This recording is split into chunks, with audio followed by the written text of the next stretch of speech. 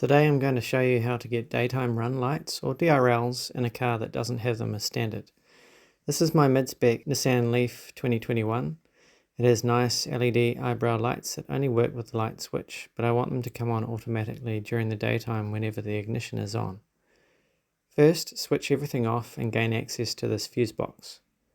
Turn it over and you'll see in the list we want F6 and F7 and also F16. I've checked with the multimeter already and F16 powers on with the ignition switch, so it's ideal.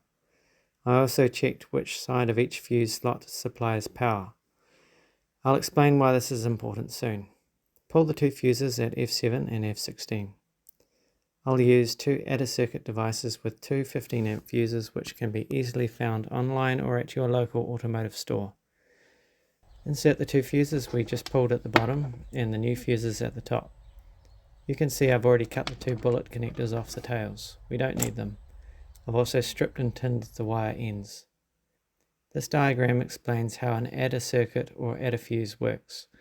The power in blade must go on the side of the fuse holder that supplies the power for this to work correctly.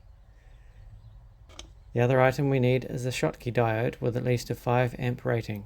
I'm using a 15 amp one because they were basically the same price, so why not go big and safe. We must put a diode in here which will allow power to flow from the ignition fuse, but not the other way. This is because headlights can be powered from the battery with the ignition off, and we don't want to power ignition circuits with the light switch.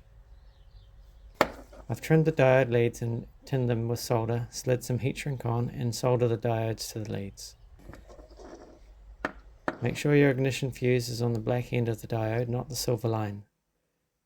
Shrink the heat shrink and we're good to go, and install it into the car.